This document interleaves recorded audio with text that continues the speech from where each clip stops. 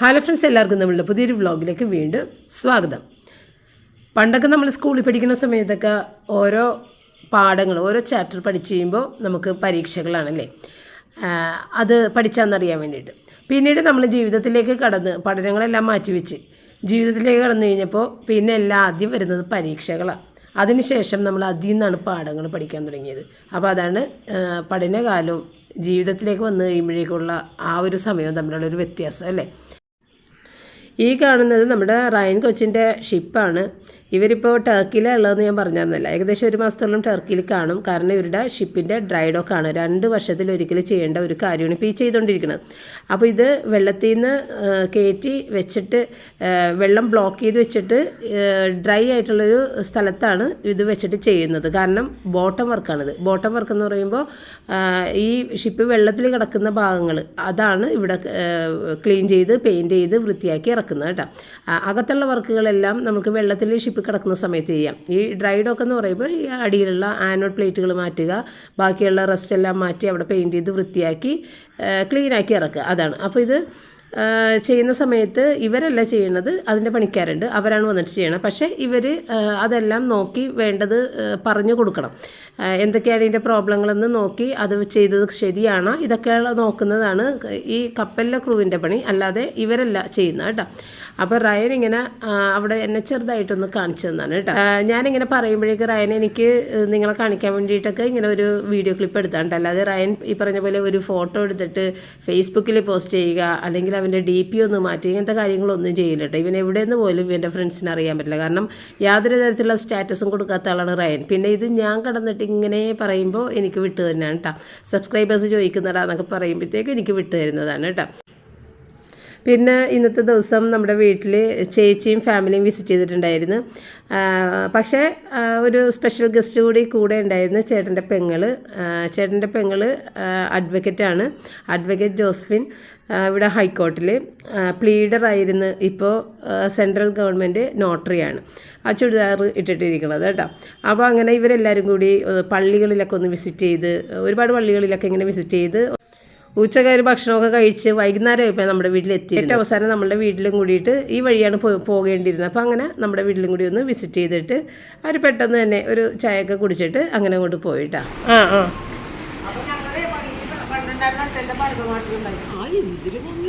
ഡ്രസ്സൊക്കെ ചെയ്തിട്ട് മനസ്സിലായി. Angle length pant.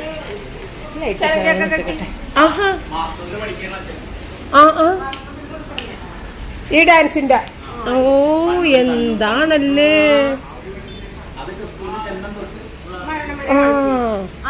ഭരതനാട്യത്തില്.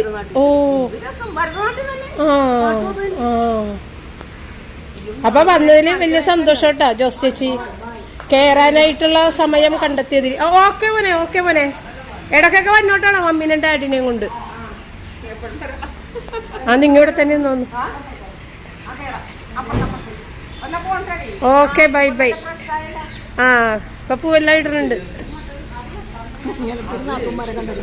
എന്താ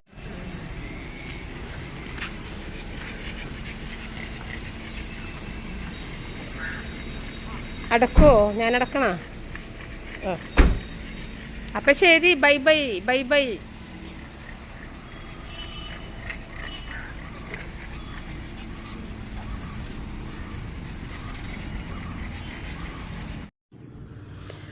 അങ്ങനെ അവർ കൊണ്ടുവന്ന മുന്തിരിയൊക്കെ ഞാൻ കഴുകി വൃത്തിയാക്കി എടുത്ത് വെച്ച്, ആപ്പിളൊക്കെ എടുത്ത് വെച്ച്, പിറ്റേന്നത്തെ കാര്യങ്ങളാണ് പിന്നെ ഞാൻ കാണിച്ചത് കേട്ടോ. കാരണം അന്നത്തെ ദിവസം ഞാൻ വീഡിയോ ഒന്നും ഷൂട്ട് ചെയ്തിട്ടേ ഉണ്ടായിരുന്നില്ല. അതാണ് ഞാൻ വീഡിയോ 2 ദിവസം ഇടാതിരുന്നത്. മടി പിടിച്ചിരുന്നു, ഒന്നും ചെയ്തില്ലായിരുന്നു.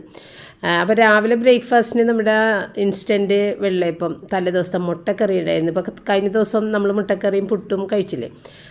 അപ്പോൾ അതിൻ്റെ മുട്ടക്കറി കുറച്ച് ഉണ്ടായിരുന്നു, ഞങ്ങൾക്കുള്ളതുണ്ടായിരുന്നു. അപ്പോൾ അതുകൊണ്ട് ഇത്തിരി വെള്ളയപ്പം മാത്രം ഉണ്ടാക്കിയാൽ മതിയായിരുന്നു.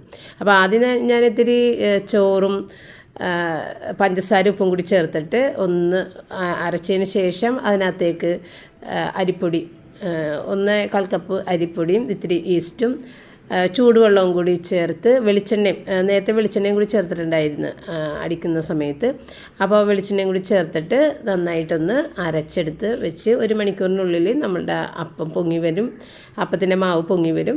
അപ്പോൾ എനിക്ക് കൂടുതൽ കാര്യങ്ങളൊന്നും ചെയ്യേണ്ട, എനിക്ക് എൻ്റെ യൂട്യൂബ് വർക്കൊക്കെ ചെയ്യാം. ഇതൊന്ന് അടിച്ച് റെഡിയാക്കി വെച്ചിട്ട് പോയി കഴിഞ്ഞാൽ യൂട്യൂബ് വർക്ക് എല്ലാം കഴിഞ്ഞ് വരുമ്പോഴത്തേക്ക് ഇത് കറക്റ്റായിട്ടുണ്ടാകും. അപ്പോൾ ഇത്തിരി ലൂസായിട്ട് തന്നെ കലക്കി വെക്കണം, അല്ലെന്നുണ്ടെങ്കിൽ ഇത് ഡ്രൈ ആയിട്ടുള്ള അരിപ്പൊടിയല്ലേ, അത് ഇരുന്നിട്ട് ഒരുപാട് അങ്ങോട്ട് വെള്ളം കുടിച്ച് കട്ടയായി പോകും. അപ്പോൾ ഒരു പരുവത്തിന് കിട്ടണമെന്നുണ്ടെങ്കിൽ ഒരുപാട് തിക്ക് ആയി പോകരുത്. അങ്ങനെ വെള്ളയപ്പമൊക്കെ ഉണ്ടാക്കി മുട്ടക്കറി ആകെ 4 മുട്ടയായിരുന്നു ഞാൻ കഴിഞ്ഞ ദിവസം പുഴുങ്ങിയെടുത്തിട്ടുണ്ടായിരുന്നത്. 2 റൂബിക്ക് കൊടുക്കാമെന്ന് ചോദിച്ചാണ്, പക്ഷേ റൂബി കഴിച്ചില്ലായിരുന്നു. അങ്ങനെ ഞാനതെടുത്ത് ഫ്രിഡ്ജിൽ വെച്ചപ്പോൾ ആ ഗ്രേവിയും ഉണ്ടായിരുന്നതുകൊണ്ട് അതങ്ങനെ തന്നെ എടുക്കാൻ പറ്റി, ഒരു പണി കുറഞ്ഞു കിട്ടി.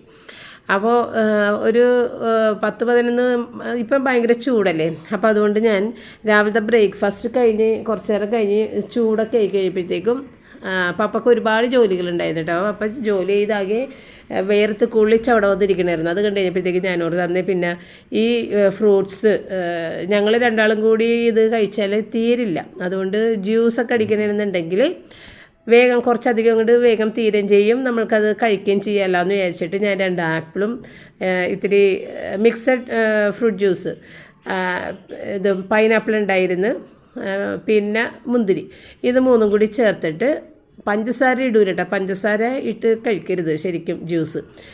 ഈ പഴങ്ങളുടെ മധുരം തന്നെ മതി. പിന്നെ വേണമെന്നുണ്ടെങ്കിൽ നമുക്ക് ഹണി ഇട്ട് കൊടുക്കാം. അപ്പം ഞാൻ വിചാരിച്ചു ഇത്തിരി ഹണിയൊക്കെ ഇടാമെന്നൊക്കെ വിചാരിച്ച് ഹണി എടുത്ത് നോക്കിയപ്പോഴത്തേക്കുമാണ് ഹണി തീരാറായിട്ടിരിക്കണേ. അത് കുറേ അധികം നാളായിട്ട് അതിനെ നോക്കാഞ്ഞതുകൊണ്ടേ അത്രയും കുറവാണെന്നുള്ളത് ഇതെടുത്തപ്പോഴാണ് കണ്ടത്. അപ്പം ഞാൻ ഹണി സ്പൂണൊക്കെ എടുത്ത് കോരാൻ വേണ്ടിയിട്ടൊക്കെ നോക്കിയപ്പോഴത്തേക്ക് ഹണി സ്പൂണിൽ പറ്റാനുള്ള ഹണിയേ ഉള്ളൂ അതിനകത്ത്, അതുകൊണ്ട് പിന്നെ ഹണി സ്പൂൺ യൂസ് ചെയ്തില്ല. അങ്ങനെ നേരിട്ട് ഞാൻ ഹണി ഉള്ളത് ഒഴിച്ചെടുത്തിട്ടാണ്. ഒരുപാട് ഹണി ഒഴിക്കാനും പാടില്ല കേട്ടോ, വല്ലാതെ നമ്മൾ വലിഞ്ഞു പോകും. ഒരുപാട് ഹണിയൊക്കെ എപ്പോഴും കഴിച്ചു കഴിഞ്ഞാൽ ശരീരത്തിലുള്ള വെള്ളം പോലും വലിഞ്ഞു പോകും. അപ്പോൾ വളരെ കുറച്ച് ഹണി ഇട്ടാൽ മതി, അധികം ഹണി കഴിക്കരുത്. കോൺസ്റ്റിപ്പേഷൻ ഉണ്ടാക്കുന്നൊരു സാധനം കൂടിയാണ് ഹണി. ശരീരത്തിൻ്റെ വെള്ളമൊക്കെ വലിഞ്ഞു പോകും, ആകെ ക്ഷീണിച്ചു പോകുന്നൊരു സംഭവമാണ് ഹണി. അപ്പോൾ അതുകൊണ്ട് കൂടുതലത് കഴിക്കരുത് കേട്ടോ. അപ്പോൾ ഇത് വല്ലപ്പോഴും മാത്രമാണ് നമ്മൾ ഇങ്ങനെ ഹണി ഇട്ടിട്ടൊക്കെ ചെയ്യണത്. അപ്പോൾ ഇത്തിരി വെള്ളം മാത്രം ഒഴിച്ചിട്ട് ഇത്തിരി തിക്കായിട്ട് എടുക്കാമെന്ന് വിചാരിച്ചു. ഒരുപാട് അങ്ങോട്ട് അരച്ച് കളഞ്ഞിട്ടില്ല. അപ്പോൾ ഞാൻ ഒഴിച്ചപ്പോഴത്തേക്ക് ഇങ്ങനെ കഷ്ണങ്ങൾ വീഴുന്നുണ്ടായിരുന്നു. അപ്പോൾ ഞാൻ വിചാരിച്ചത് അങ്ങനെ കിടക്കണേ നല്ലത്, ഇടയ്ക്കൊന്ന് കടിച്ച് ഒക്കെ കഴിക്കാമല്ല, കൂടുതലങ്ങോട്ട് പേസ്റ്റ് പോലെ അരയാതിരിക്കണേ നല്ലതെന്ന് എനിക്ക് തോന്നി. അതുകൊണ്ട് ഞാൻ പിന്നെ അരച്ചില്ല. ഇത് കട്ട വീഴുന്നുണ്ടായിരുന്നു ഓരോ കഷ്ണമായിട്ട്, പക്ഷെ അത് നല്ലതാണ്. അങ്ങനെ ഞാനതൊക്കെ എടുത്തുകൊണ്ട് പോയി പപ്പട കൂടെ ഇരുന്നിട്ട് ഞങ്ങൾ 2 കൂടിയിട്ട് സംസാരിച്ച് അതൊക്കെ കഴിച്ച് കേട്ടാ. മിക്സഡ് ഫ്രൂട്ട് ജ്യൂസാണ്, മധുരമില്ല കേട്ടാ.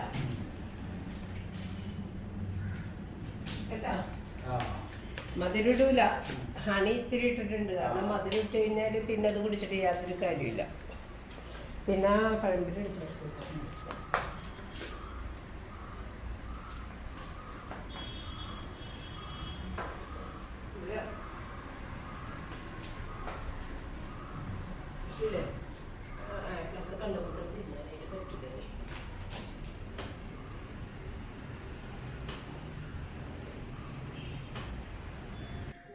ഇപ്പോൾ ഈ ചൂട് കൂടി വരുന്നത് കൊണ്ടേ നമ്മളൊരു 12 മണി ഒക്കെ ആകുമ്പോഴേക്കും എന്തെങ്കിലും ഒന്ന് ജ്യൂസാ എന്തെങ്കിലും കയ്യിൽ ഉള്ളത്, ഇപ്പോൾ നാരങ്ങ വെള്ളമോ എന്താണെങ്കിലും ഒന്ന് കുടിച്ചു കഴിഞ്ഞാൽ നല്ലതാണ് കേട്ടോ.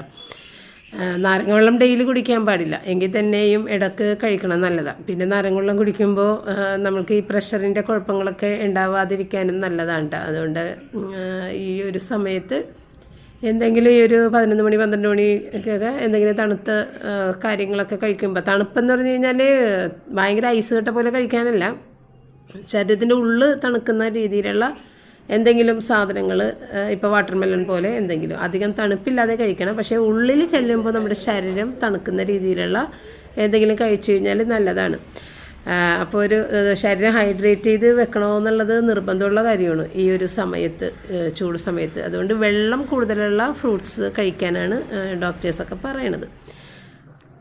അങ്ങനെ അത് ഒക്കെ കഴിച്ച് അവൻ ഞാൻ പപ്പയുടെ അടുത്ത് ഓറഞ്ച് മേടിക്കണം, അങ്ങനെ വെള്ളമുള്ള ഫ്രൂട്ട്സ് മേടിക്കണമെന്നും പറഞ്ഞിരിക്കണമായിരുന്നു. അപ്പോഴാണ് ഇവർ ഈ മുന്തിരിയൊക്കെ കൊണ്ടുവന്നത്. അപ്പോൾ പിന്നെ ഇത് കഴിഞ്ഞിട്ട് ഇനി അടുത്തതൊക്കെ മേടിക്കാമല്ലാന്ന് വിചാരിച്ച്. അപ്പോൾ ഇന്നിപ്പോൾ ഞാൻ കറിക്ക് റെഡിയാക്കണത് ലഞ്ചിൻ്റെ കാര്യങ്ങളിൽ വന്നതാണ്, ചെയ്യാൻ വന്നതാണ്. അപ്പോൾ കുറച്ച് ഉള്ളിയൊക്കെ നമ്മൾ ക്ലീൻ ചെയ്ത് വെച്ചതുകൊണ്ട് ഉള്ളി ലാവിഷായിട്ട് എടുത്താണ്ട്, അല്ലെന്നുണ്ടെങ്കിൽ ഞാൻ ഉള്ളി പൊളിക്കില്ല, എനിക്ക് ഭയങ്കര മടിയാണ്. അപ്പോൾ ഉള്ളി ഒന്ന് ചതച്ചെടുത്തിട്ട് കറിക്ക് എടുക്കാമെന്ന് വിചാരിച്ചേ. അപ്പോൾ ആദ്യത്തെ ഉള്ളി ചതച്ചത് ഇന്ന് കുറച്ച് മാറ്റിയിട്ട് പിന്നെ പച്ചമുളക് ചേർത്ത് ചതക്കണം. അപ്പോൾ അതുകൊണ്ട് ആദ്യത്തേത് പച്ചമുളക് വേണ്ടായിരുന്നു, അതുകൊണ്ട് ഞാൻ അത് ഇത്തിരി എടുത്ത് മാറ്റിയിട്ട് 2 പച്ചമുളകും കൂടി ചേർത്തിട്ട്, ഒരെണ്ണം കോക്ക മെഴുക്ക് പുരട്ടിയാണ്, പിന്നെ ഒരെണ്ണം ചെമ്മീൻ ഫ്രൈ ആണ്, മറ്റേ ഉണക്ക ചെമ്മീൻ ഫ്രൈ ആണ്. പിന്നെ എനിക്ക് സാമ്പാർ ഫ്രിഡ്ജിലുണ്ട്, അതൊന്നും എടുത്ത് ചൂടാക്കി എടുത്താൽ മതി, അപ്പോഴും പണി കുറവാണ്. അപ്പോൾ ഇങ്ങനെ കുറഞ്ഞ പണികളിലൂടെയാണ് നമ്മളിപ്പോൾ പോയിക്കൊണ്ടിരിക്കുന്നത്. കുട്ടികൾ 3 ആളും പോയതിന് ശേഷം നമ്മൾക്കധികം കുക്കിംഗ് ഇല്ല, വെറൈറ്റി ഡിഷസ് ഇല്ല, ഒന്നും കഴിക്കാൻ തോന്നണില്ല കേട്ടോ. അതുകൊണ്ടാണ് ചെയ്യാത്തത്. കഴിക്കാൻ തോന്നിയാൽ ചെയ്യാൻ എനിക്കിഷ്ടമുണ്ട്, പക്ഷേ ഒരു തോന്നലില്ല നമുക്ക് കഴിക്കണമെന്ന്. ഇതുപോലെയുള്ള എന്തെങ്കിലും കുഞ്ഞു കുഞ്ഞു കറികൾ കൂട്ടിയിട്ട് ചോറുണ്ണണം എന്നുള്ളതാണ് എപ്പോഴും ആഗ്രഹം. അവർ പോയതിന് ശേഷം ഒരു ബിരിയാണിയോ ഫ്രൈഡ് റൈസോ ഒന്നും ഞാൻ വെച്ചിട്ടില്ലല്ലോ. അല്ലെന്നുണ്ടെങ്കിൽ നമ്മുടെ വീട്ടിൽ നിങ്ങൾ കാണുന്നതാണ്, മിക്ക ദിവസങ്ങളിലും ബിരിയാണി ഫ്രൈഡ് റൈസ് അങ്ങനെ തന്നെ ആയിരിക്കുള്ളൂ കുട്ടികൾക്ക് ഇഷ്ടം, അങ്ങനെ ചെയ്തു കൊടുക്കണത്.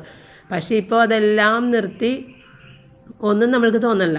ഇനി വേണമെന്നുണ്ടെങ്കിൽ പുറത്തുനിന്ന് ഒരു ബിരിയാണി മേടിച്ച് കഴിക്കാം, 2 പേർക്കുള്ള കാര്യമല്ലേ, എന്നാൽ പോലും അങ്ങനെ മേടിച്ച് കഴിക്കാനൊന്നും തോന്നണില്ല. ഇങ്ങനെയുള്ള എന്തെങ്കിലും കറികൾ കഴിക്കുക, അങ്ങനെയൊക്കെയുള്ള ഒരു ഇഷ്ടമാണ് എനിക്കും. അതേ പപ്പക്കും അതേ കേട്ടോ.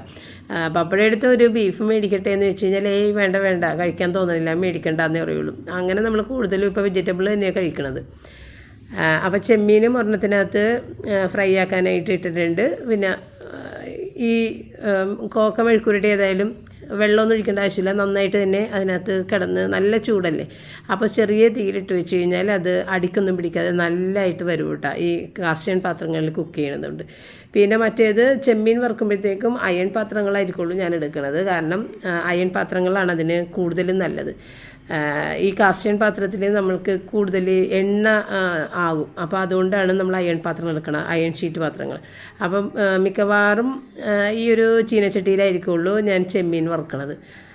അപ്പോൾ അതിനകത്തേക്ക് ഈ ചതച്ച പച്ചമുളകും ചെറിയുള്ളിയും കൂടി ഇട്ട്. പക്ഷേ ഇത് എനിക്ക് അത്ര കറക്റ്റായിട്ട് വന്നില്ല, കാരണം ഇങ്ങനെ ചതച്ചതിടുമ്പോഴേക്കും അത് വഴറ്റി വരാനായിട്ട് ടൈം എടുക്കും.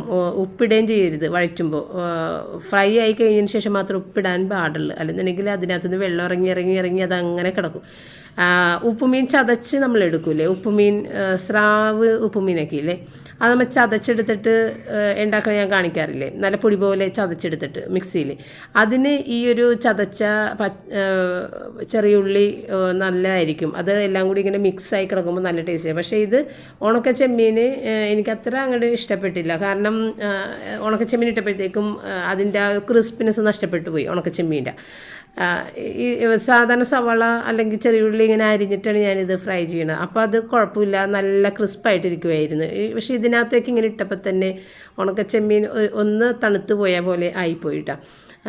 പിന്നെ നമ്മൾ ഈ പറഞ്ഞ പോലെ ഉപ്പുമീൻ ചതച്ചിട്ട് ഇതിനകത്തേക്ക് ഇടണമെങ്കിൽ അടിപൊളിയാണ്, അതിന് നല്ല കറക്റ്റാണ് ഈ ചതച്ചെടുക്കുന്നതെന്ന് എനിക്ക് തോന്നി.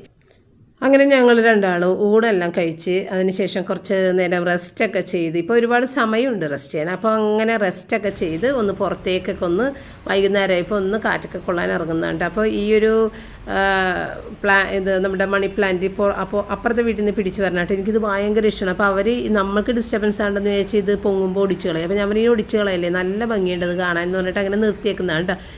ഇത് ഏത് മണി പ്ലാന്റ് ആണ് എന്ന് കമൻസിൽ പറഞ്ഞത്, എനിക്ക് അറിയില്ല എന്താണെന്നുള്ളത്.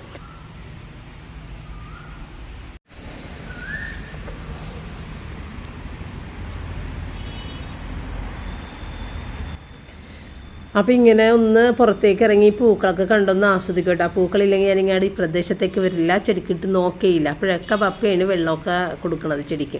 പൂക്കൾ വന്നു കഴിയുമ്പോഴത്തേക്കുമാണ് ഞാനിങ്ങനെ ചുറ്റിക്കിറങ്ങി വീഡിയോ ഒക്കെ എടുക്കും, അതിൻ്റെ ഭംഗിയൊക്കെ ആസ്വദിക്കട്ടെ. അതിനെ പരിപാലിച്ച് പോകാൻ എനിക്ക് വലിയ താല്പര്യമില്ല, എനിക്ക് ഭയങ്കര മടിയാണ് ഈ സംഭവം കേട്ടോ. ഞാൻ തുടങ്ങിയപ്പോഴേ നിങ്ങളുടെ അടുത്ത് പറയുമായിരുന്നു, എനിക്ക് ചെടികൾ നോക്കാനുള്ള ഒരു മാനസികമായിട്ടുള്ള ഒരു ഇഷ്ടമില്ല. അതാണ് പണ്ട് പോലെ അങ്ങനെയാണ്. അപ്പോൾ ഞാൻ എപ്പോഴും പറയും, നമുക്ക് നല്ല ഗാർഡൻ ഉണ്ടായിരുന്നതാണ്, അത് നോക്കാൻ ആളുണ്ട്, ഉണ്ടായിരുന്നതാണ്. പിന്നെ അവരൊക്കെ പോയതിന് ശേഷം പുതിയ ആളുകൾ ആരും വരണില്ല.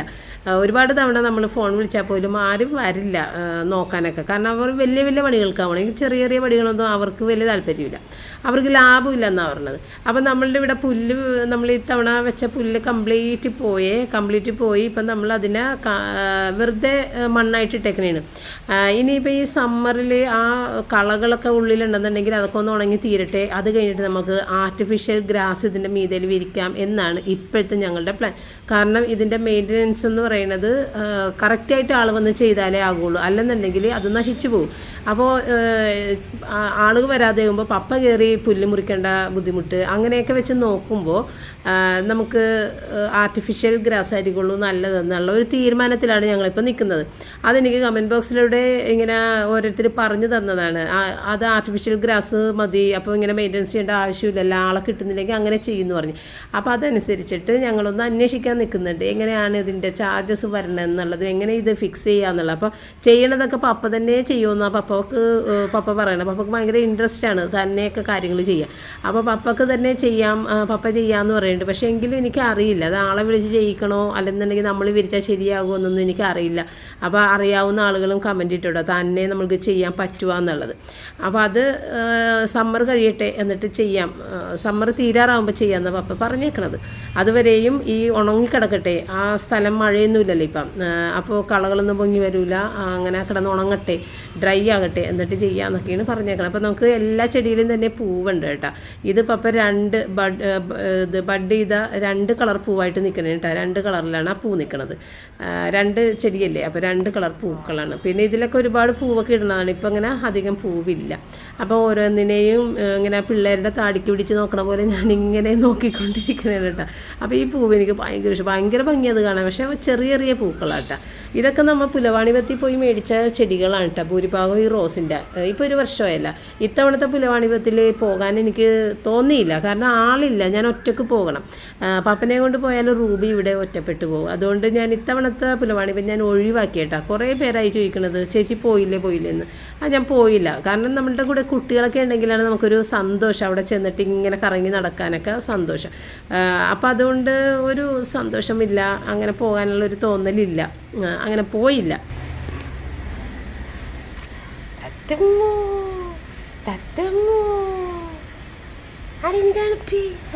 അവിടെ വെക്കണത്? അമ്മയുടെ അടുത്ത് തന്നെ തത്തമ്മൂ തത്തമ്മൂ തത്തമ്മൂ തത്തമ്മൂ.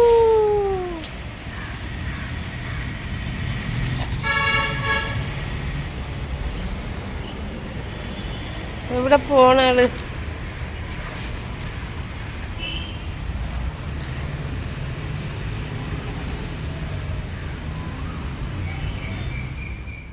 അങ്ങനെ അതെല്ലാം കഴിഞ്ഞിട്ട് വന്നൊരു സ്നാക്ക് ഉണ്ടാക്കണേ, നമ്മുടെ വെട്ട് കേക്ക്. ഞാൻ നേരത്തെ പലതവണ നമ്മുടെ ചാനലിൽ കാണിച്ചിട്ടുണ്ട്, അടുക്കള ചാനലിൽ ഇതിൻ്റെ റെസിപ്പി നേരത്തെ ചെയ്തത് കിടക്കുന്നുണ്ട്, വേണമെന്നുണ്ടെങ്കിൽ അതിനകത്ത് കയറി കറക്റ്റായിട്ട് നോക്കി ചെയ്യാം കേട്ടോ. അപ്പോൾ ഇന്ന് ഞാൻ വളരെ കുറച്ചേ ഉണ്ടാക്കണുള്ളൂ, അതുകൊണ്ട് തന്നെ 1/2 കപ്പ് പഞ്ചസാര മാത്രമാണ് പൊടിക്കണത്. അതിനെ കൂടിയിട്ട് ഏലക്കായ ഒരു 2 ഏലക്കായൻ്റെ തരി കൂടിയിട്ട് ഇട്ടിട്ട് പൊടിച്ച് മാറ്റണം കേട്ടോ.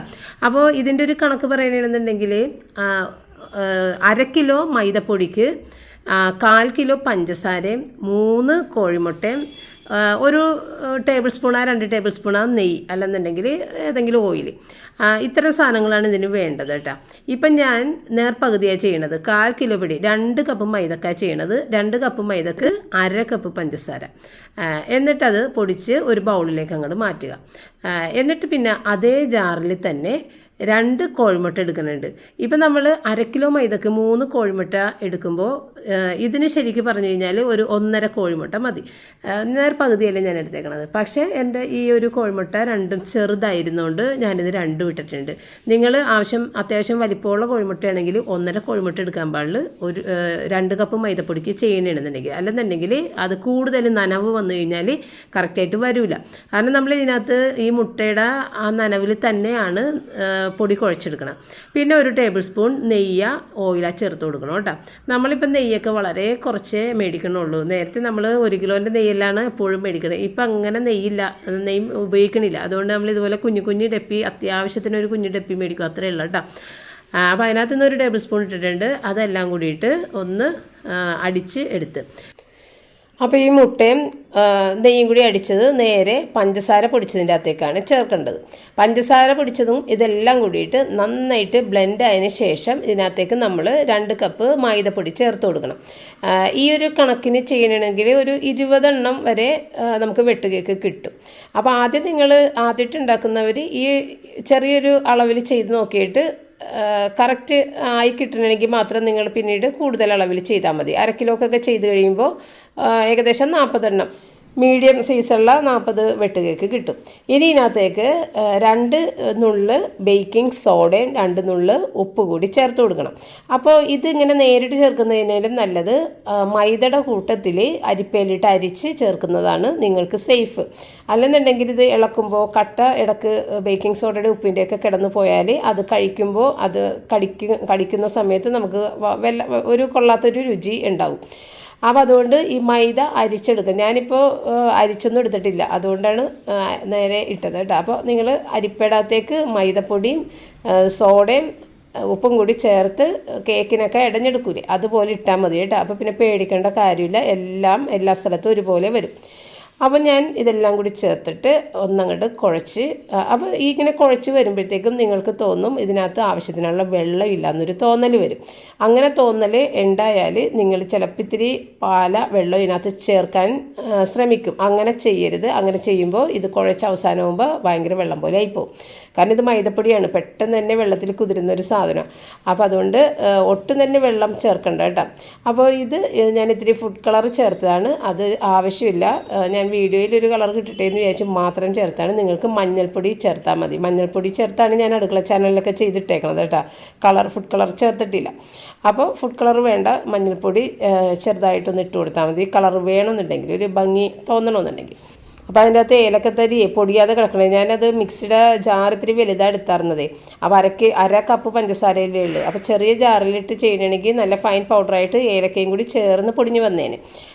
അപ്പോൾ ഇത് ഏലക്കയുടെ തരിയുണ്ട് എങ്കിലും ഞാൻ അതിനകത്തേക്ക് തന്നെ ഇട്ട്, കാരണം അതൊന്നും അറിയൊന്നുമില്ല. ഫ്രൈ ചെയ്ത് വരുമ്പോൾ ഏലക്കയുടെ തരിയൊന്നും നമ്മൾ കടിക്കൂല കേട്ടോ, അതുകൊണ്ട് കുഴപ്പമില്ല.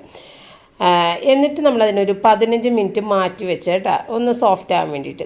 അതിനുശേഷം നമ്മൾ കൗണ്ടർ ടോപ്പ് വൃത്തിയാക്കി എടുത്തിട്ടുണ്ടല്ലോ, അതിൻ്റെ മീതിലേക്ക് ഇത്തിരി മൈദപ്പൊടി തൂവി കൊടുക്കണം. അല്ലെന്നുണ്ടെങ്കിൽ ഇത് ഒട്ടിപ്പിടിച്ച് പോകും. നമുക്കിത് കട്ട് ചെയ്തെടുക്കാനായിട്ട് പറ്റില്ല. കട്ട് ചെയ്തിട്ട് പിന്നെ വലിച്ചെടുക്കേണ്ടി വരും. അപ്പോൾ ഇത് മറിച്ചും തിരിച്ചും ഒന്നും ഇട്ട് പരത്തണ്ട. ആ ഒരൊറ്റ സൈഡ് മാത്രം ഇങ്ങനെ പരത്തി കൊടുത്താൽ മതി. അല്ലാതെ ചപ്പാത്തി പരത്തണ മറിച്ചും തിരിച്ചു വിട്ട് പരത്തണ്ട. ചുമ്മാ പരത്തിയിട്ട് 1/2 ഇഞ്ച് കനത്തിൽ ആക്കിയെടുക്കുക കേട്ടോ. എന്നിട്ട് നമുക്ക് ഇഷ്ടമുള്ള പോലെ കട്ട് ചെയ്തെടുക്കാം.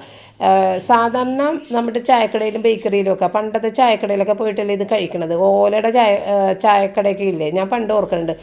അപ്പോൾ ഈ ഓലമേഞ്ഞ ചായക്കടയൊക്കെ ഇല്ലേ, പണ്ടത്തെ ആ ഒരു ഓർമ്മയാണ് ഇത് കഴിക്കുമ്പോൾ വരുന്നത്. ആ ഓലമേഞ്ഞ ചായക്കടയിലൊക്കെ പോയിട്ടൊക്കെ കഴിച്ചത്.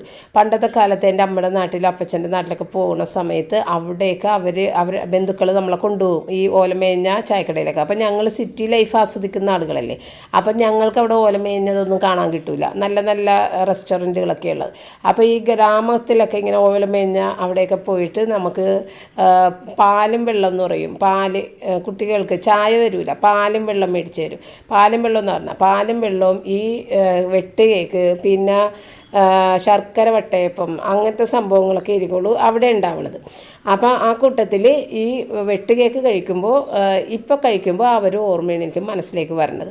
അപ്പോൾ അവിടെ 2 തരത്തിലുള്ള ഷേപ്പിലാണ് വെട്ട് കേക്ക്. ഒരെണ്ണത് ഇങ്ങനെ ത്രികോണത്തിലുള്ളത്, അതിൻ്റെ ആ ഒരു അതിൻ്റെ ഒരു ഇത്തിരി ഒന്ന് കട്ട് ചെയ്ത് വിടും, എന്നിട്ടാണ് അതിനെ ഫ്രൈ ചെയ്യുന്നത്. പിന്നെ ഉള്ളത് പൂ പോലെ ഇരിക്കുന്നൊരു വെട്ട് കേക്ക്, അതിങ്ങനെ അതിങ്ങനെ സ്ക്വയർ ആയിട്ട് എടുത്തിട്ട് ക്രോസ് കട്ട് ചെയ്യും അങ്ങനെ. അപ്പോൾ അത് ഇത്തിരി ആഴത്തിൽ കട്ട് ചെയ്യണം, വിട്ടുപോവുകയും ചെയ്യരുത് കേട്ടോ. അങ്ങനെ വേണം കട്ട് ചെയ്യാൻ, വിട്ടുപോകരുത്. എന്നാൽ ആഴത്തിൽ കട്ട് ചെയ്യുകയും ചെയ്യണം. അപ്പോൾ അതിങ്ങനെ പൂ പോലെ വിരിഞ്ഞ് വരും. ഇപ്പം ഞാൻ ഇന്ന് എടുത്തേക്കുന്നത് ഇത്തിരി കട്ടി കുറച്ചിട്ടാണ് കേട്ടോ. ഇത്തിരിയും കൂടി കട്ടി വേണം, 4 ഇഞ്ച് കനത്തിൽ വേണം മാവ് പരത്തി കട്ട് ചെയ്യാൻ. എന്നിട്ട് ഇതെല്ലാം കട്ട് ചെയ്ത് അവിടെ വെക്കുക. എന്നിട്ട് എണ്ണ ചൂടാക്കിയിട്ട് നമ്മൾ എണ്ണയിലേക്ക് ഇടുമ്പോൾ വളരെയധികം ശ്രദ്ധിക്കണം. ഏറ്റവും ആദ്യം നിങ്ങൾ ആദ്യമായിട്ട് ചെയ്യുന്നവർ ഇതിൻ്റെ വെട്ട് കഷ്ണങ്ങളുണ്ടല്ലോ, ഇതുപോലത്തെ ചെറിയ ചെറിയ പീസസ് ഒക്കെ ഉള്ളത് ആദ്യം ഒന്ന് ഇട്ട് നോക്കണം കേട്ടോ. കാരണം ഇത് എണ്ണ ഒട്ടും ചൂടാകാൻ പാടില്ല. ഒരുപാട് അങ്ങോട്ട് ചൂടായി തിളച്ച എണ്ണയിലേക്ക് ഇട്ട് കഴിഞ്ഞാൽ ഇടേണ്ട താമസം ഇത് കരിഞ്ഞു പോകും, ഉള്ളു വേഗയില്ല. അപ്പോൾ അത് ശ്രദ്ധിക്കണം. ആദ്യം ഒരു പീസ് ഇട്ട് നോക്കുക, എണ്ണയുടെ ചൂട് കണക്കാണെന്നറിയാൻ വേണ്ടിയിട്ട്. അപ്പോൾ നിങ്ങൾക്ക് മനസ്സിലാകും എണ്ണയുടെ ചൂട് കൂടുമെങ്കിൽ ഇത് കരിഞ്ഞു പോകും. അല്ലെന്നുണ്ടെങ്കിൽ ഇതിങ്ങനെ ഇടുന്ന സമയത്ത് അനങ്ങാതെ വലിയ തിളക്കലൊന്നും ഇല്ലാതെ ഇങ്ങനെ കിടക്കും കേട്ടോ. അതാണ് കറക്റ്റ്. ഒരിക്കലും തിളച്ച് പൊങ്ങിയ എണ്ണയിലേക്ക് ഇത് ഇടരുത്, പെട്ടെന്ന് കരിഞ്ഞു. അപ്പോൾ ഇത് ഒരുവിധം മീഡിയം ചൂട് എണ്ണക്കാവുമ്പോൾ വളരെ ലോ ഫ്ലെയിമിൽ തന്നെ വെച്ച് ഇത് ഫുള്ള് വറുത്തെടുക്കണം കേട്ടോ. ആദ്യം ഒരു വശം ആയതിനു ശേഷം മാത്രം ഒന്ന് മറിച്ചിട്ടാൽ മതി. എന്നിട്ട് സാവധാനം ഇത് ക്ഷമയോടുകൂടി എടുക്കുക. ഒരു 10 മിനിറ്റൊക്കെ വേണ്ടി വരും വെന്ത് വരാൻ. ഓരോ ബാച്ചും വെന്ത് വരാൻ 10 മിനിറ്റ് വേണ്ടി വരും. അപ്പം നിങ്ങൾ എണ്ണ കൂടുതൽ എടുക്കണവർക്ക് ഇത്രയും കൂടി ഭംഗിയായിട്ട് ഈ സാധനം വിടർന്ന് വരും കേട്ടോ. ഇപ്പം എൻ്റെ എണ്ണയൊക്കെ കുറവാണ്. എണ്ണയിൽ ഇത് മുങ്ങി പൊങ്ങി ഇങ്ങോട്ട് വരുമ്പോഴാണ് നല്ലത് എന്ന് വിചാരിച്ച് ഇത് എണ്ണ ഒട്ടും കുടിക്കൂല കേട്ടോ. നമ്മൾ ഒഴിച്ച എണ്ണ അതുപോലെ തന്നെ അവിടെ ഉണ്ടാവും. അപ്പോൾ ആദ്യം ഞാൻ ഈ വെട്ട് കഷ്ണങ്ങൾ തന്നെ ഇട്ടത്, ഈ അറ്റവും തുമ്പൊക്കെ ഇല്ലേ, ആദ്യം അതിട്ട് ഫ്രൈ ചെയ്തെടുക്കണം. അപ്പോൾ അത് കരിഞ്ഞു പോയാലും കുഴപ്പമില്ലല്ലോ. ആദ്യം നല്ലതൊരിക്കലും ഇടരുത് കേട്ടോ. അപ്പോൾ നിങ്ങൾക്ക് കാര്യം മനസ്സിലാവും. പിന്നെ ഇതിനെ കോരി നമ്മൾ മാറ്റി കഴിയൂലേ, അപ്പോൾ ഇത് ഇരുന്നിട്ടൊരു വേവ് കൂടി ഇതിന് കിട്ടും, കളറും ചേഞ്ച് ആകും. അപ്പോൾ ഒരുപാട് അങ്ങോട്ട് കളറ് ചേഞ്ച് ആകണതിന് മുന്നേ തന്നെ കോരി മാറ്റുക. അതും ലോ ഫ്ലെയിമിൽ വെച്ചിട്ട് വേണം ചെയ്യാൻ. എല്ലാം ലോ ഫ്ലെയിമിൽ തന്നെ. ഇതിന് ഒന്നാമത് ഇതിപ്പോൾ ഇരുമ്പിൻ്റെ ചട്ടി ആയതുകൊണ്ട് തന്നെ ഇതും കാസ്റ്റ് അയൺ ചട്ടിയാണ്, നല്ല ചൂടാണ്. അതുകൊണ്ട് ഇടയ്ക്കൊന്ന് ചൂട് കൂട്ടേണ്ട ആവശ്യം വന്നില്ല. നിങ്ങൾ വേറെ അധികം ചൂടില്ലാത്ത ചട്ടികളിലൊക്കെയാണ് ചെയ്യണമെന്നുണ്ടെങ്കിൽ ഇടയ്ക്കൊന്ന് ചൂട് കൂട്ടിയിട്ട് പിന്നെ കുറക്കണം. അങ്ങനെ വേണം കേട്ടോ. തീരെ ചൂടില്ലാതെ വന്നു കഴിഞ്ഞാൽ ഒന്ന് കൂട്ടണം. ഇതിപ്പോൾ ഞാൻ ഏറ്റവും ലോ ഫ്ലെയിമിൽ തന്നെ ഇട്ടാണ് ഇത് അവസാനം വരെ ചെയ്തത്. അപ്പോൾ ഇത് വളരെ കുറച്ചല്ലേ ഉള്ളൂ, വേഗം ചെയ്തെടുക്കുക. അപ്പോൾ നിങ്ങൾ 1 കിലോക്കൊക്കെ ചെയ്യണമെങ്കിൽ കുറച്ചധികം നേരം നിന്നിട്ട് ഇത് ഫ്രൈ ചെയ്യാൻ ടൈം എടുക്കും. ഞാൻ ചെയ്തിട്ടുണ്ട്, 2 കിലോ മാവിനൊക്കെ ഞാൻ ചെയ്തിട്ടുണ്ട്. എല്ലാവരുമൊക്കെ വീട്ടിലുള്ള സമയത്ത് എല്ലാവരും കഴിക്കും. പണ്ടൊക്കെ ഇങ്ങനെ കുറേ ഇങ്ങനെ, അന്നൊന്നും ചാനലൊന്നുമില്ല കേട്ടോ എനിക്ക്. അതിന് മുൻപൊക്കെയാണ് അങ്ങനെ ഒരുപാടൊക്കെ ഉണ്ടാക്കി വെച്ചിട്ട് കുട്ടികളെല്ലാവരും വീട്ടിലുള്ള സമയത്തൊക്കെ എല്ലാവരും കഴിക്കാനും ഒക്കെ ആയിട്ട് അങ്ങനെ ഉണ്ടാക്കിയൊക്കെ വെക്കുമായിരുന്നു. ഇപ്പോൾ പിന്നെ ആരുമില്ല, ആകെ പപ്പ മാത്രമേ ഇത് കഴിക്കുള്ളൂ. എനിക്ക് ഭയങ്കര ഇഷ്ടം കഴിക്കാം. പക്ഷേ ഞാനിപ്പോൾ മധുരം പൂർണ്ണമായിട്ട് ഇങ്ങനെ ഒഴിവാക്കി വെച്ചേക്കുന്നുണ്ട്. എങ്കിലും ഇത് ഉണ്ടാക്കിയപ്പോഴത്തേക്കും ഞാൻ ഒരെണ്ണമൊക്കെ എടുത്ത് കഴിച്ചു പോയിട്ടാണ്. അത്രയും നല്ലൊരു ടേസ്റ്റും പഴയ ഓർമ്മകളും ഒക്കെ ഉണ്ടാക്കുന്ന ഒരു സംഭവമാണിത്. അപ്പോൾ അതെല്ലാം ഫ്രൈ ചെയ്തെടുത്ത് ഈ ഒരു ഫ്ലെയിമിൽ തന്നെ, ഏറ്റവും ലോ ഫ്ലെയിമിൽ വെച്ചിട്ട് തന്നെയാണ് കേട്ടോ അവസാനം വരെ ചെയ്തത്. പിന്നെ ഈ ഒരു പലഹാരം നമുക്ക് 1 മാസം വരെയൊക്കെ എയർ ടൈറ്റായിട്ട് ടിന്നിൽ അടച്ചു വെച്ച് ഉപയോഗിക്കാം, ഫ്രിഡ്ജിലൊന്നും വെക്കണ്ട. ശ്രദ്ധിക്കാനുള്ളത് ഇതിൻ്റെ ചൂട് കംപ്ലീറ്റ് മാറിയിട്ട് മാത്രം എയർ ടൈറ്റ് കണ്ടെയ്നറിലാക്കി വെക്കാൻ ശ്രദ്ധിക്കണം. ഇത് നമ്മൾ പിടിച്ചു നോക്കുമ്പോൾ ചിലപ്പോൾ ചൂടൊട്ടും ഉണ്ടാവില്ല, പക്ഷേ ഉള്ളിൽ ഒരു ചെറിയൊരു ചൂട് നിൽക്കും. ആ ഒരു ചൂട് മതി. ഇത് എയർ ടൈറ്റ് കണ്ടെയ്നറിലാക്കി കഴിയുമ്പോൾ അകത്ത് വെള്ളത്തിൻ്റെ അംശം വന്ന് ആവി കെട്ടി നിന്നിട്ട് അത് വേഗം കേടായി പോകും. അപ്പോൾ നന്നായിട്ട് തന്നെ ചൂട് പോയിന്ന് ഉറപ്പ് വരുത്താതെ ഇതിനെ സ്റ്റോർ ചെയ്യാൻ പാടില്ല കേട്ടോ. അപ്പോൾ ഇതിങ്ങനെ കട്ട് ചെയ്ത് നോക്കുമ്പോൾ ഇതുപോലെ ഇരിക്കും. നല്ല ടേസ്റ്റാണ് കേട്ടോ, നല്ല ടേസ്റ്റാണ്. ഏലക്കയുടെ ഫ്ലേവർ ഇതിന് കറക്റ്റ് മാച്ചിങ് ആണ്. പക്ഷേ ചില ആളുകൾ ഇതിനകത്ത് വാനില എസൻസ് ചേർക്കും, അല്ലെങ്കിൽ ഏലക്കയും വാനിലയും കൂടി ഒന്നിച്ച് ചേർക്കും, അങ്ങനെ ചെയ്യും. എനിക്കിതിൻ്റെ ഏലക്കയുടെ രുചിയായിട്ടാണ് ഇഷ്ടം. അതാണ് നല്ല ഒരു കോമ്പിനേഷനായിട്ട് തോന്നിയേക്കുന്നത് കേട്ടോ. ആ പഴയ ഓർമ്മകളെ ഉണർത്തുന്ന ആ ഒരു രുചി ഏലക്ക ഇടുമ്പോഴാണ് കിട്ടുന്നത്. ഭയങ്കര ടേസ്റ്റാണ് കേട്ടോ, പറയാതിരിക്കാൻ പറ്റില്ല. ഭയങ്കര ടേസ്റ്റുള്ള ഒരു സംഭവം. അധികം ചിലവുമില്ല, പെട്ടെന്ന് നമുക്ക് ചെയ്തെടുക്കുകയും ചെയ്യാം. അപ്പോൾ ഇത് ഞാൻ ഏതായാലും നന്നായിട്ട് തണുത്തിട്ട് ഒരു കുപ്പിയുടെ അകത്തേക്കൊക്കെ ഇട്ട് വെക്കാമെന്ന് വിചാരിച്ചു. അപ്പം നമ്മളുടെ വീട്ടിൽ നമ്മളുടെ 2 സബ്സ്ക്രൈബർ ചേച്ചിമാരൊക്കെ വിസിറ്റിങ്ങിനൊക്കെ വന്നിട്ടുണ്ടായിരുന്നു. 2-3 ദിവസം മുൻപ് നമ്മുടെ ബീന ജോഷി എന്ന് പറഞ്ഞാൽ എപ്പോഴും കമൻറ്റ് ഇടാറുണ്ട്. ആ ചേച്ചി വന്നിട്ടുണ്ടായിരുന്നു. ഓരോരുത്തരങ്ങനെ എൻ്റെ ചേച്ചിയുടെയൊക്കെ പ്രായമാണ് കേട്ടോ. എൻ്റെ ചേച്ചി അതായത് 60+കാരാണ്. അപ്പോൾ അങ്ങനെ വന്നിട്ട് കുറേ വിശേഷങ്ങളൊക്കെ പറയാം. അതിനുശേഷം പിന്നെ വന്നത് അജിത ആലുവ എന്ന് പറഞ്ഞിട്ട് എനിക്ക് എപ്പോഴും വലിയ വലിയ കമൻറ്റ് ഇടുന്ന സ്മിനോജ് എന്നാണ് ആ അക്കൗണ്ടിൽ ഇട്ടേക്കുന്ന പേര്. എങ്കിലും ചേച്ചി ഏറ്റവും അവസാനം അജിത ആലുവ എന്നും കൂടി ടൈപ്പ് ചെയ്തു. ചെയ്തിട്ടുണ്ടാവും. അപ്പോൾ ആ ഒരു കമൻ്റ് ഇടുന്ന ചേച്ചി ആലുവയെന്നാണ് വന്നത് കേട്ടോ. ആ ചേച്ചി കൊറോണ കാലത്തും എൻ്റെ അടുത്ത് ഇങ്ങനെ വന്നിട്ടുണ്ടായിരുന്നു. കൊറോണ കാലത്തൊക്കെ അധികം ആളുകളാരും പുറത്തിറങ്ങാതിരുന്ന സമയത്തും ചേച്ചിയും സ്മിനോജും കൂടി മകനും കൂടിയിട്ടാണ് വരുന്നത് കേട്ടോ. ചേച്ചി മോനുമാണ് ഉള്ളത്. ഹസ്ബൻഡ് മരിച്ചുപോയി, ഒരു മോളുള്ളതിനെ കല്യാണം കഴിച്ചു കൊടുത്തതാണ്. അപ്പോൾ മോനെ കൂട്ടിയിട്ടാണ് വരുന്നത്. അപ്പോൾ അവരുടെ വീഡിയോ ഇന്ന് രണ്ടാളും എടുക്കാൻ താല്പര്യമില്ല. അതുകൊണ്ട് ബീന ചേച്ചിയുടെ എടുത്തില്ല, അജിത ചേച്ചിയുടെയും എടുത്തില്ലായിരുന്നേ. അപ്പോൾ അങ്ങനെ അവർ വന്ന് കുറേ നേരം സംസാരിച്ചിരുന്ന് അങ്ങനെയൊക്കെ കണ്ടിട്ടൊക്കെ പോയി. അപ്പോൾ ആലുവയിൽ നിന്ന് കഴിഞ്ഞ തവണ ഈ പറഞ്ഞ പോലെ ഇത് കൊറോണ കാലത്തും ഇങ്ങനെ തന്നെ വന്ന് നമ്മളുടെ അടുത്തേക്ക് മാത്രമായിട്ടാണ് വരണത് കേട്ടോ. അല്ലാതെ വേറെ സ്ഥലത്ത് പോയ വഴിക്ക് കയറുന്നതല്ല, രണ്ടുപേരും അതെ. അപ്പോൾ അജിത ചേച്ചി കൊണ്ടുവന്ന വേപ്പിലയാണ് കേട്ടോ അവരുടെ വീട്ടിൽ നിന്ന്. ആദ്യത്തെ പ്രാവശ്യം വന്നപ്പോഴും എനിക്ക് വേപ്പില കൊണ്ടുവന്ന് തന്നിട്ടുണ്ടായിരുന്നു. അങ്ങനെ ആ വേപ്പിലയൊക്കെ ഇട്ട് വന്ന് അതൊക്കെ തന്ന് കുറേ നേരം ഇത് സംസാരിച്ചിട്ട് അങ്ങനെ പോയിട്ടാണ്. പിന്നെ നമ്മുടെ വർക്കൗട്ട് ക്ലാസ്. അപ്പോൾ ഈ ഒരു റൂമിൽ കുട്ടിച്ചാത്തനെ പോലെ ഇരിക്കണമല്ല, പേടിച്ച് പോയല്ലാന്നൊക്കെ പറഞ്ഞിട്ട് കമൻസ് ഉണ്ടായിരുന്നു. അത് റോജൻ്റെ ചെയറാണ് കേട്ടോ. ഇത് ഞാൻ വർക്കൗട്ട് ചെയ്യണ സമയത്ത് ശ്രദ്ധിച്ചിട്ടുണ്ടായിരുന്നില്ല. വീഡിയോ എഡിറ്റ് ചെയ്യണ സമയത്ത് എനിക്കും തോന്നി 2 കൈയൊക്കെ വെച്ച് കണ്ണും തലയൊക്കെ ഇട്ടിരിക്കണ കറക്റ്റ് കുട്ടിച്ചാത്തനെ പോലെ അല്ലേ റോജൻ്റെ ചെയർ. അപ്പോൾ ഈ വർക്കൗട്ട് എന്ന് പറയുന്നത് നമ്മൾ ഈ 50+ ഇരുന്നിട്ട് എഴുന്നേറ്റ് നടക്കുമ്പോൾ ഒരു കാല് വേദന, 2 അടി വെക്കാനായിട്ടൊരു ബുദ്ധിമുട്ട്, പിന്നെ അങ്ങോട്ട് നമ്മൾ നടക്കും അല്ലേ, അങ്ങനെയൊക്കെയുള്ള ബുദ്ധിമുട്ടുകൾ വരില്ലേ, അത് എല്ലാം മാറാനായിട്ട് ഇത് ഭയങ്കരമായിട്ട് ഹെൽപ്പ് ചെയ്യുന്നൊരു സംഭവമാണ്. നമ്മളുടെ വേദനകൾ ശരീരത്തിലുണ്ടാകുന്ന ഭൂരിഭാഗം ഈ ജോയിൻറ്റ് പെയിൻ അങ്ങനത്തെ കാര്യങ്ങൾ എല്ലാം മാറിക്കിട്ടും. പിന്നെ നമുക്ക് ഭയങ്കര ഒരു ഫ്ലെക്സിബിളായ പോലെ ഒരു തോന്നലാണ്. നമുക്ക് ഇരുന്നിട്ട് എല്ലാ കാര്യങ്ങളും ഇങ്ങനെ ഇരുന്നിട്ടൊക്കെ ചെയ്യാനൊക്കെ സാധിക്കും. താഴെ തറയിലിരുന്നിട്ടൊക്കെ പെട്ടെന്ന് എഴുന്നേറ്റ് പോകാൻ സാധിക്കും. അങ്ങനെയൊക്കെയുള്ള ഒരു പ്രത്യേകതയുണ്ട് കേട്ടോ. അല്ലാതെ വണ്ണം കുറയണം അങ്ങനത്തെ കാര്യങ്ങൾ മാത്രമല്ല, ഇങ്ങനെയുള്ള കുറേ ബെനിഫിറ്റ്സ് ഈ ഒരു വർക്കൗട്ടിൽ നമുക്ക് കിട്ടും കേട്ടോ. അപ്പോൾ ഇന്നത്തെ വീഡിയോ വെച്ചിട്ട് വൈൻഡപ്പ് ചെയ്ത് നാളെ നമുക്ക് വീണ്ടും കാണാം. താങ്ക്